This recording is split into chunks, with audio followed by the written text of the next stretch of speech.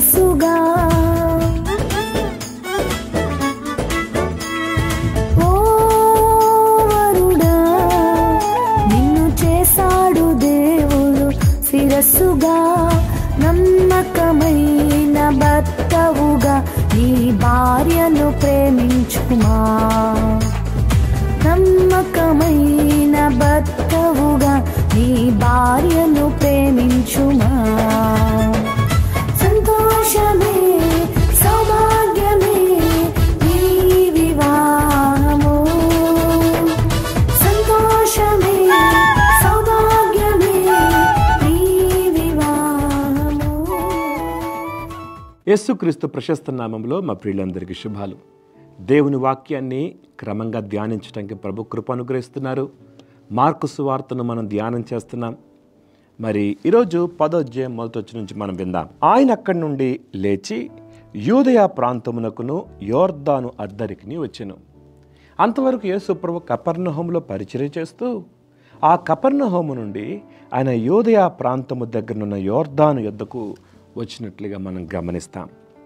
జనసమూహములు తిరిగి ఆయన యొద్దకు కూడి వచ్చిరి. యేసు ప్రభు దగ్గరికి జన సమూహములు తండోపతండాలుగా వచ్చేవారు.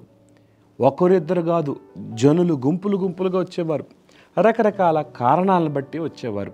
కొంతమంది రోగములను స్వస్థపరచుకోవటానికి, కొంతమంది దయ్యముల నుంచి విడుదల పొందటానికి, కొంతమంది ఏదైనా ప్రభు దగ్గరికి వస్తే భోజనం దొరుకుతుంది అని వచ్చేవాళ్ళు, కొంతమంది ఆయన మాటలు వినటానికి, కొంతమంది అద్భుతాలు చూడటానికి, కొంతమంది అలా రకరకాల కారణాలతో ప్రభు యొద్దకు ప్రజలు వస్తుండేవారు. అయితే ఇక్కడ యేసు ప్రభు ఆయన తన వాడుక చొప్పున వారికి మరలా బోధించుచుండెను. యేసు ప్రభు వాడుకగా దేవుని మాటలని ప్రజలకు బోధిస్తుండేవాడు. ఆయన సమాజ మందిరములో వాడుకగా బోధించేవాడు, దేవాలయములో బోధించేవాడు. ఎక్కడ అవకాశం దొరికితే అక్కడ ప్రజలకి పరలోకపు సంగతులను వారికి తెలియజేస్తున్నట్లుగా మనం గమనిస్తాం. దేవుని మాటలని వారికి అందించేవాడు. పరలోకపు మర్మములను ప్రభు ప్రజలకి తెలియజేస్తున్నట్లుగా మనం గమనిస్తున్నాం.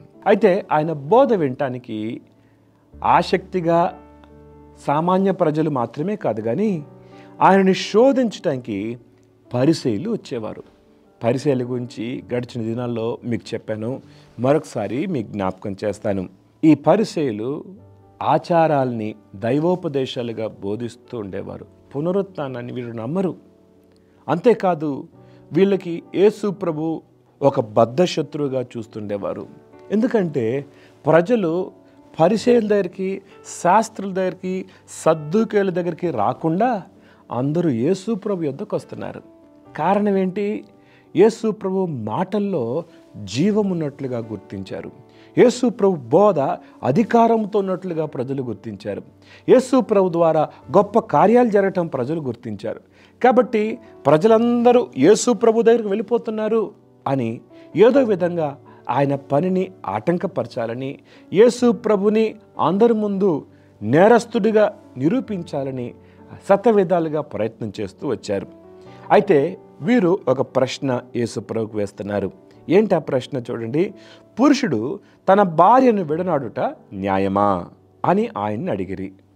చూడండి, పురుషుడు తన భార్యని విడవచ్చా? మీరేం చెప్తారో చెప్పండి అని ప్రభువుకి చెప్పినప్పుడు ప్రభు అంటాడు, మోషే మీకేం ఆజ్ఞాపించాడు? మోషే గారు ఏం చెప్పారు? అప్పుడు వాళ్ళు అంటారు, వారు పరిత్యాగ పత్రిక వ్రాయించి ఆమెను విడనాడవలనని మోషే సెలవిచ్చానని చెప్పగా. పరిత్యాగ పత్రం అంటే డైవర్స్ ఇచ్చి ఆమెను విడవచ్చు అని మోషే చెప్పాడు అని పరిసయ్యులు యేసు ప్రభుతో చెప్పాడు.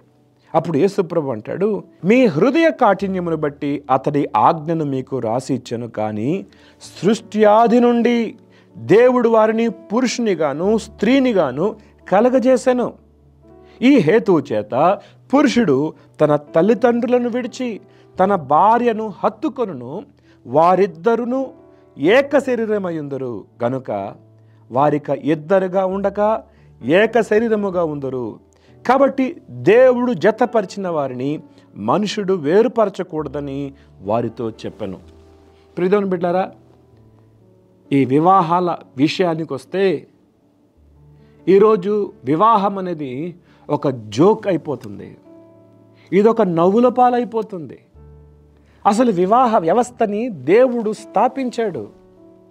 దేవుని ద్వారా మానవాళికి ఇవ్వబడిన అద్భుతమైన కుటుంబ వ్యవస్థను ప్రారంభించడానికి దేవుడిచ్చిన వివాహ వ్యవస్థ.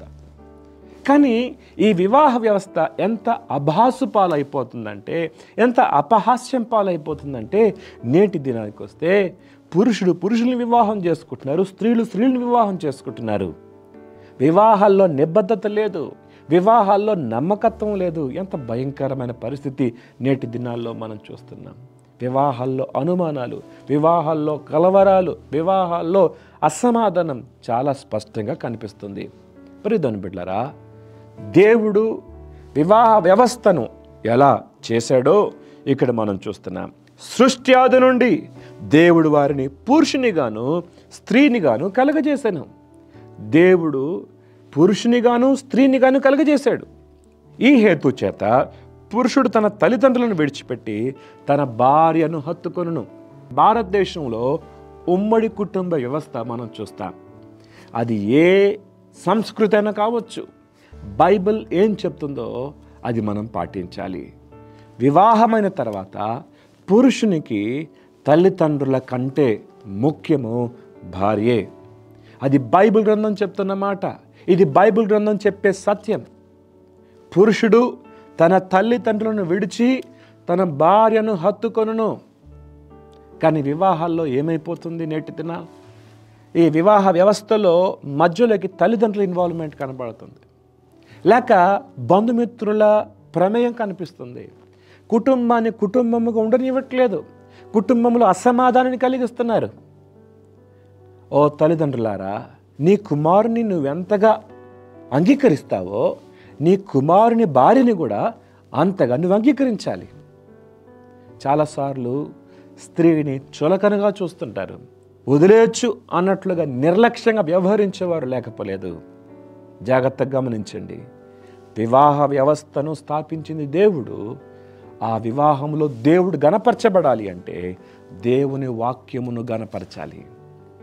పురుషుడు ఖచ్చితంగా తన తల్లిదండ్రులను విడిచి తన భార్యను హత్తుకోవాలి. ముందు భార్య, ఆ తర్వాత తల్లిదండ్రులు. ఇది వాక్యం చెప్పేది, నేను చెప్పే మాట కాదు. మనం ఏ సంస్కృతి అయినా కావచ్చు, వాక్యం యొక్క నియమాన్ని మనం పాటించాల్సిన వారమై ఉన్నాము. తల్లిదండ్రులు భార్యాభర్తల్ని ఒక కుటుంబముగా గుర్తించాలి. రిమోట్ కంట్రోల్ లాగా వారిని పిల్లల్ని ఏలొద్దు.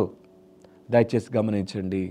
వివాహ వ్యవస్థ సంతోషదాయకంగా ఉండాలి అంటే దేవుని వాక్య నియమాలు పాటించాలి. అలాగని చెప్పి తల్లిదండ్రులను నిర్లక్ష్యం చేయమని చెప్పట్లేదు. తల్లిదండ్రులను గౌరవించాలి, తల్లిదండ్రులను సన్మానించాలి, తల్లిదండ్రులకు ఇవ్వాల్సిన ప్రాధాన్యత ఇవ్వాలి. కానీ కుటుంబముగా భర్తకి తన భార్య పట్ల మొదటి ప్రాధాన్యత ఉండాలని బైబిల్ చెప్తుంది. ఈ సత్యాన్ని తల్లిదండ్రులని వారిద్దరూ సన్మానించాలి, తల్లిదండ్రులని గౌరవించాలి. వీరిద్దరి మధ్యలోకి ఆడపడుచులు కానీ బావమరుదులు కానీ అది ఎవరైనా కావచ్చు రావటానికి వీల్లేదు. అలా వస్తే దేవుని వాక్యాన్ని వ్యతిరేకిస్తున్నట్లే. ఎప్పటి నుంచో వస్తున్న నియమాలు కాదు మన ముఖ్యం. దేవుని వాక్యం చెప్తుందో అదే మన ముఖ్యం. అది మనం పాటించాలి. కుటుంబాన్ని గౌరవించాలి, దేవుని వాక్యాన్ని ఘనపరచాలి. 8వ వచనంలో వారిద్దరు ఏక శరీరమయుందురు గనుక వారిక ఇద్దరుగా ఉండక ఏక శరీరముగా ఉందరు. వారిద్దరు కాదు, ఒకటే. వారిని వేరు చేస్తే దానికి తగ శాపం వస్తుంది. జాగ్రత్త. అందుకనే మనం చూస్తాం 9వ వచనంలో, కాబట్టి దేవుడు జతపరిచిన వారిని మనుషుడు వేరుపరచకూడదని వారితో చెప్పాను. మనుషుడు వేరుపరచకూడదు. ఆ తర్వాత 10వ వచనంలో, ఇంటికి వచ్చి శిష్యులు ఈ సంగతిని గురించి ఆయన్ను మరలా అడిగిరి.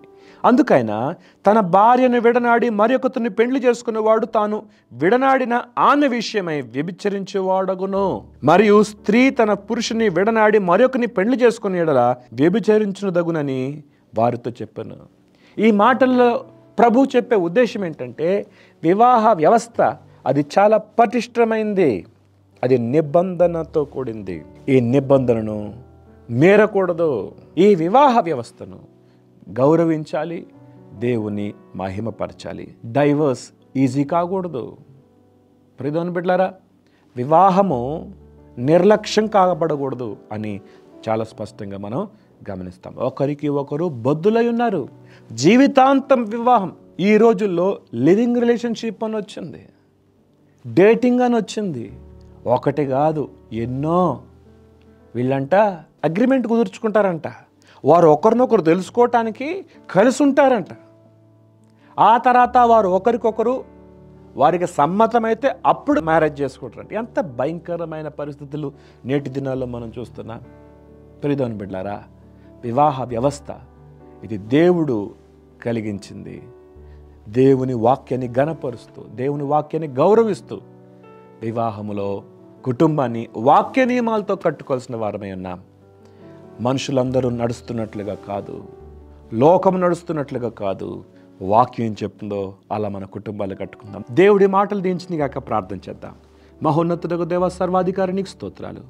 వివాహము దేవుని ద్వారా ప్రారంభించబడింది, అది ఘనపరచబడింది. మేము దాన్ని చులకనగా చూసేవారిగా కాక, కుటుంబం మధ్యలో కలవరాన్ని కలిగించే పరిస్థితుల్ని అధిగమించే గొప్ప కృప ఇవ్వండి. భార్యాభర్తల మధ్యలో నెమ్మది ఇవ్వండి.